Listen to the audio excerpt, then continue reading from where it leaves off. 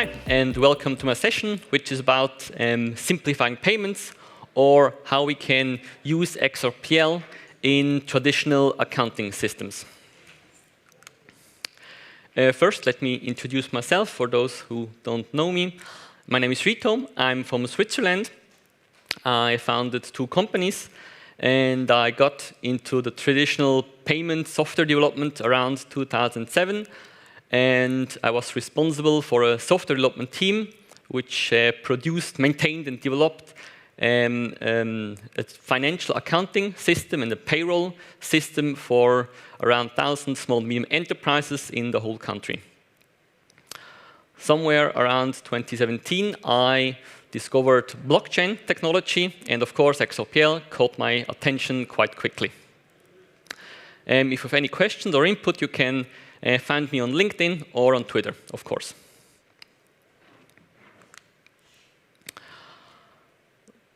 Today, I'm going to show you what matters for enterprises. I'm quite regularly talking to smaller and medium enterprises about their accounting systems, especially how they perform their payments. In accounting, especially as a bookkeeper or an accountant, you have specialized software for your sector where you're preparing all your payments you're going to pay in the future.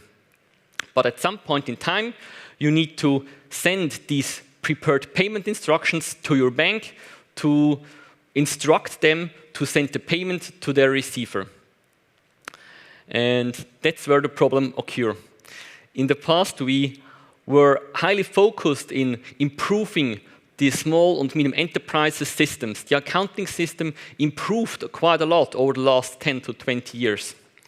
But the issues always arise when you're trying to exchange data with the financial bank account. Because everyone is talking about open banking, but it's still not a reality in most parts of the world. On the top row, you see the time during a week when a bank is open and processes your payment instructions as a company.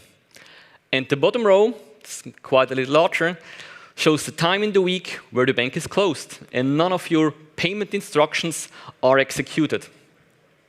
And that starts to create quite a lot of problems for small, medium enterprises. Because if you think about a tiny company who prepares their payments and likes to send them in the evening or on Saturday morning, for example, they have to wait. Traditionally, they export the payments from their accounting software, log into their online bank, and upload these payment instructions to the bank. And then you have to wait. You have to wait until your bank takes any action. Most of the time, it's the next working day, the next weekday. So if I'm sending a bank my instruction on Saturday morning, I have to wait at least until Monday until they process this payment.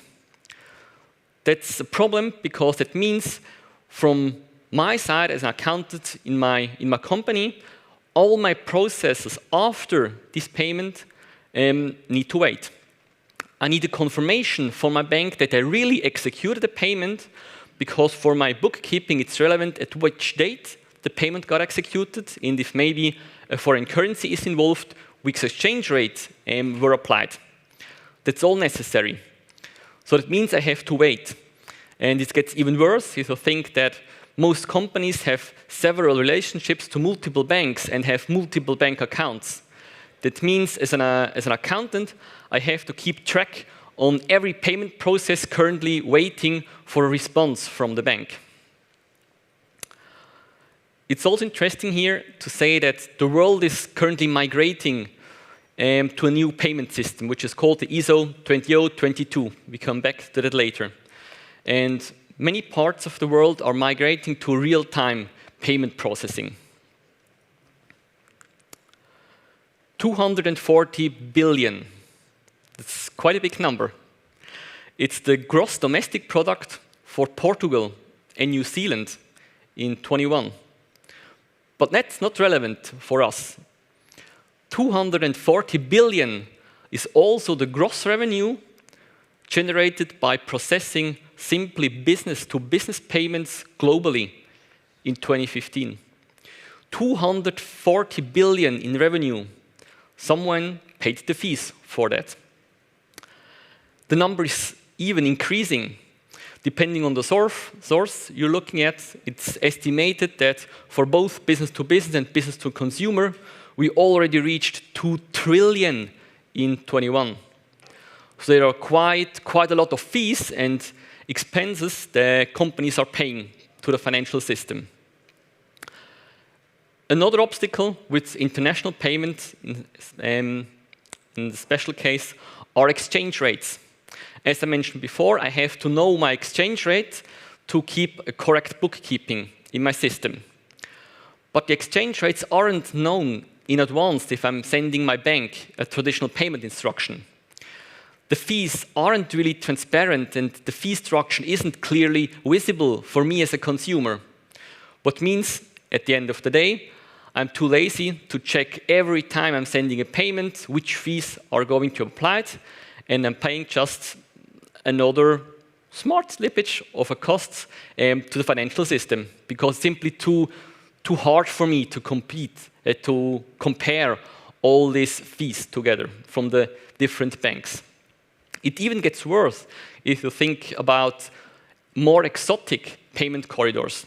If you're trying to send, for example, a payment from Nigeria to South Africa, the payment gets switched into US dollar first, which means that twice an exchange rate is applied.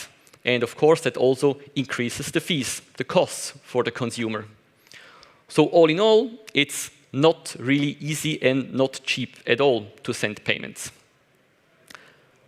The last but not least part is that transaction can take days or sometimes even weeks until they are received by the receiver.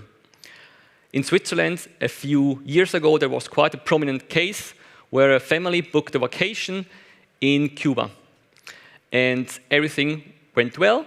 They booked it. They were happy to join their vacation. And of course, they sent their payment to Cuba.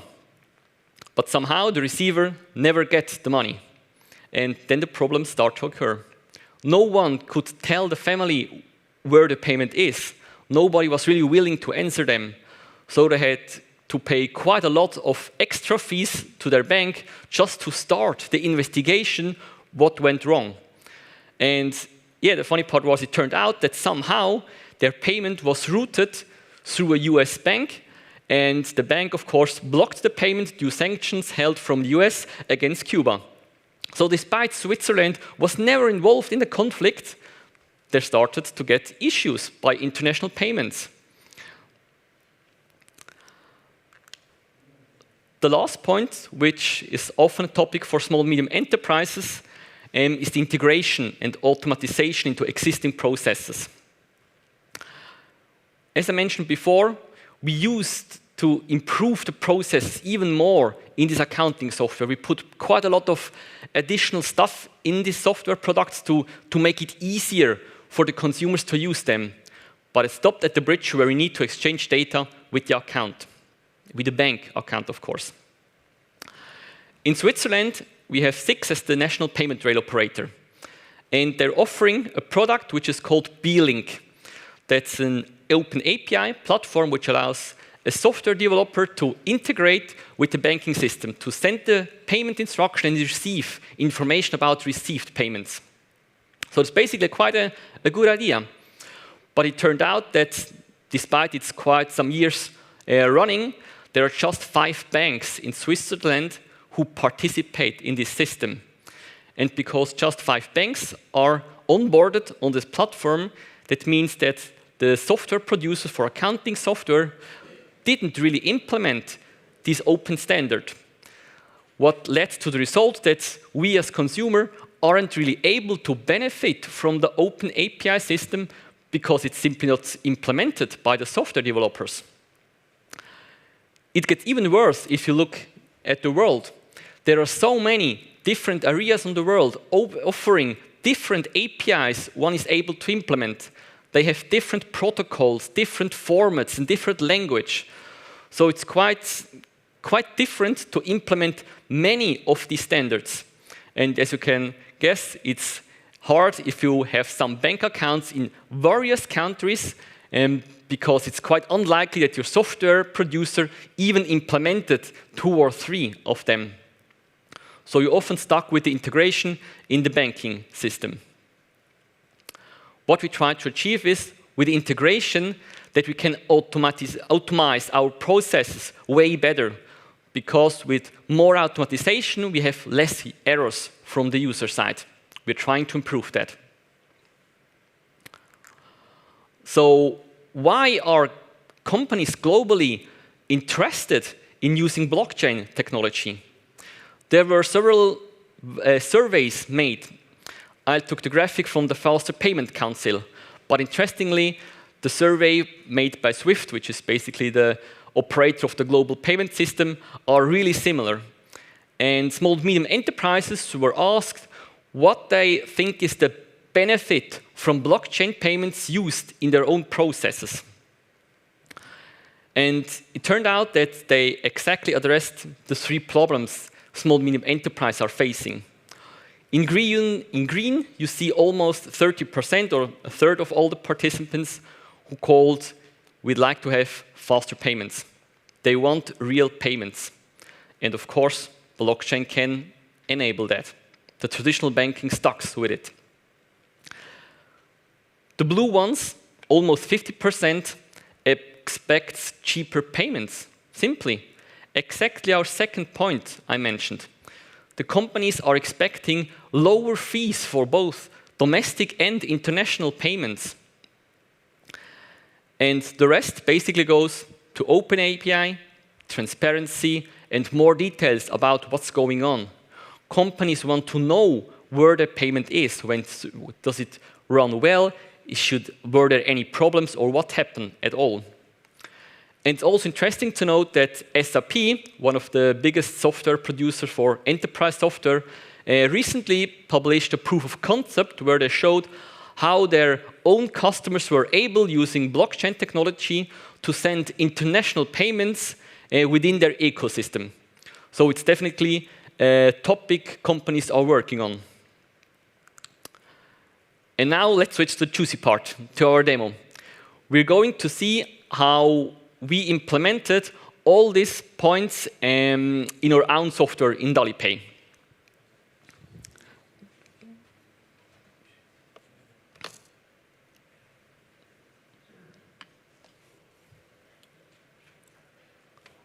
Yes, it's a bit ugly, but it should work. What you can see here is a traditional payment software used quite widely in Switzerland.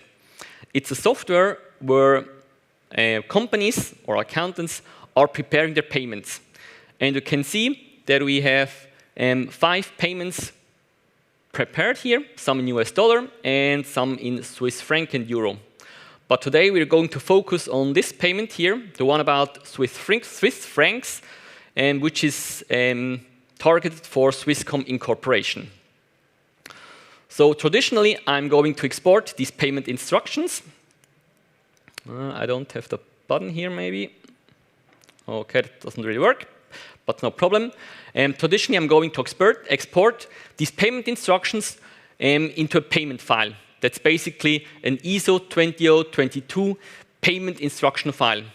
That's ISO 20022 is basically the new worldwide messaging scheme for sending financial information around the world. And basically, the whole world is going to implement it sooner or later. Normally, I would upload these payment instructions from that file to my online bank and wait for their processing. But I'm also able to import these payment instructions into DALI-Pay. DALI-Pay is able to read this information targeted for the bank. And you can see we have our payments here again. We have on the bottom our payment, which is about 1 Swiss franc. And we've checked the details here. We can see that what a user is doing here is he's basically mapping the bank account number, his accounting software recognizes into a crypto wallet. So we have here on the top the sender with the Swiss IBAN number, the international bank account number. That means that's my own wallet. That's the wallet I'm going to send a payment from. And Swisscom Incorporation, which is the receiver, with another international bank account number, has this public wallet address. What I'm going to do is I'm going to send that payment over XRPL. And if we, no, we don't want to send all the payments, we're just sending one. So we need to deselect the other ones.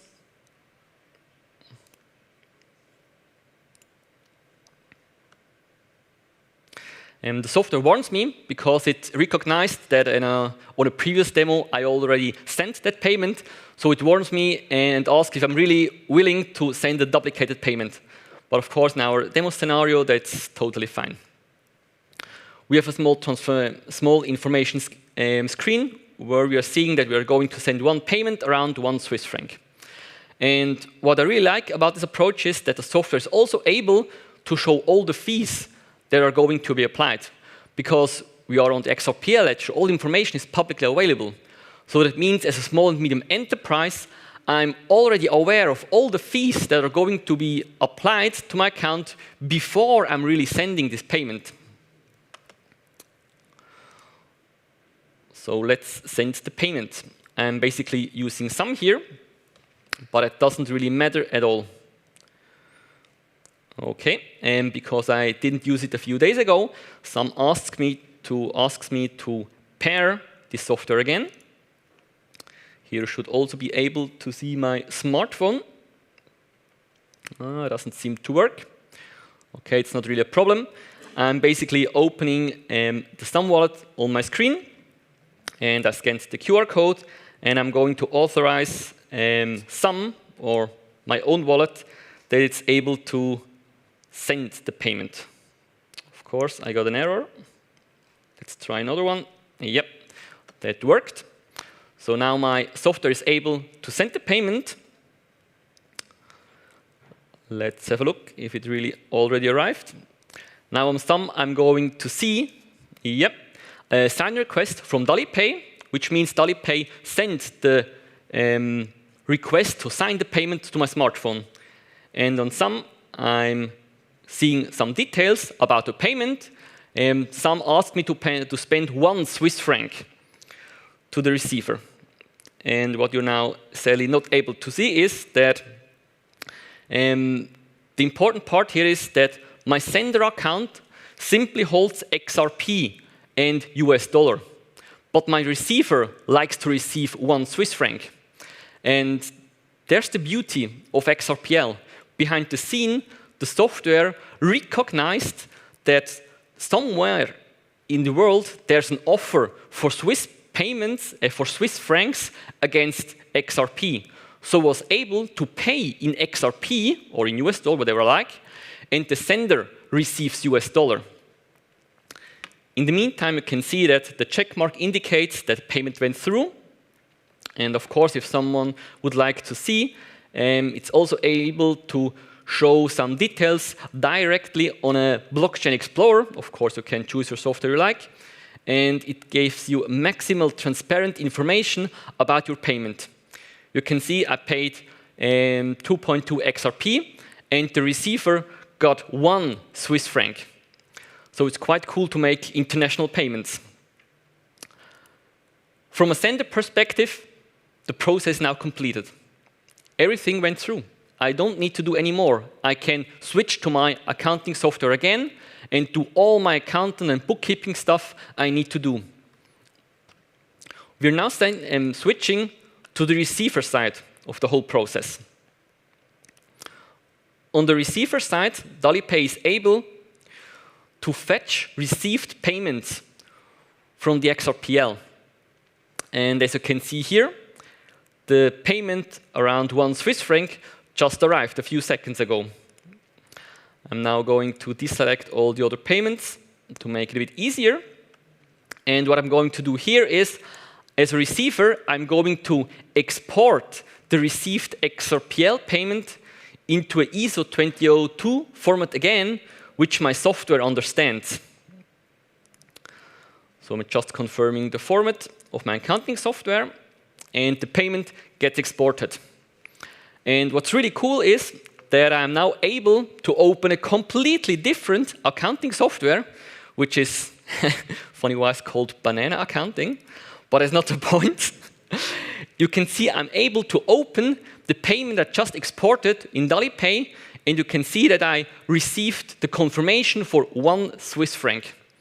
And I'm now able to continue with my own internal processes as a receiver, whatever I need to do in my system. So all in all, it means we were able to send from a proprietary accounting software to send a payment via different currencies in Swiss franc to a receiver which also uses an accounting software which doesn't know anything about blockchain. These both proprietary software, we have seen, Banana software and the other one, they have no idea about blockchain payments, because we're able to speak the same ISO 20002 message format or understand the content. We were able to read and process these payments. Now let's switch to the presentation back.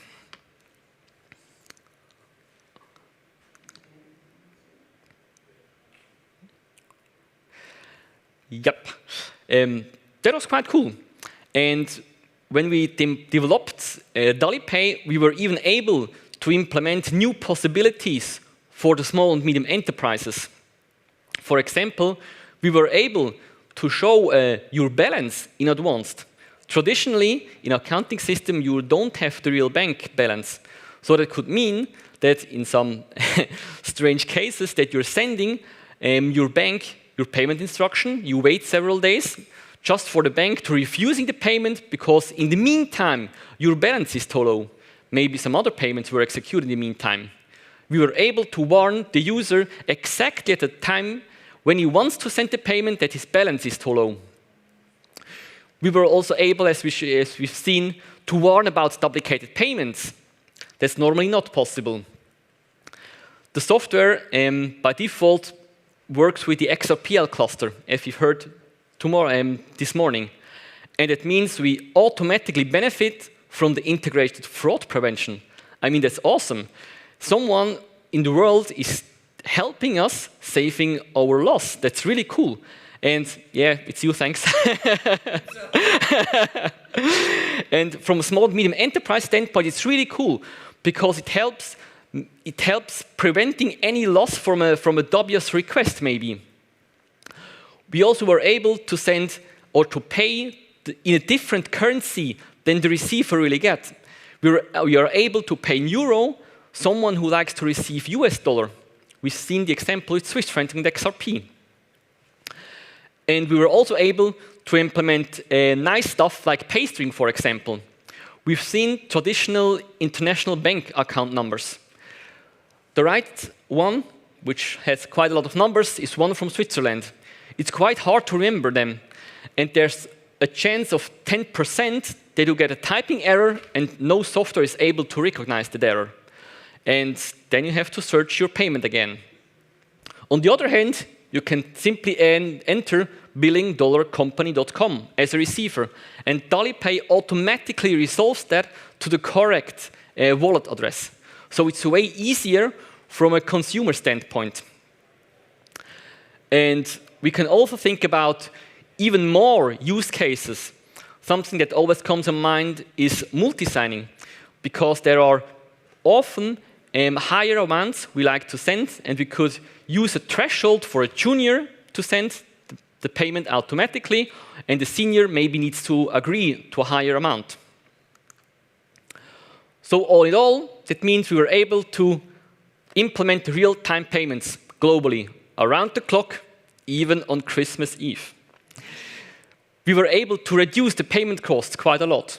We were able to improve the integration and the whole automatization because you can use DaliPay in your whole process. And the last one I'm most excited about is that as a small and medium enterprise, you don't need to adjust your existing processes. You can simply use your business and your old software as yesterday. So that was it from my side. I thank for your attention. And if you're interested in TaliPay, it's a free open source software. You can try it out yourself if you like. And if you have any feedback or input or maybe even a feature request, just contact me on LinkedIn or on Twitter. Thanks.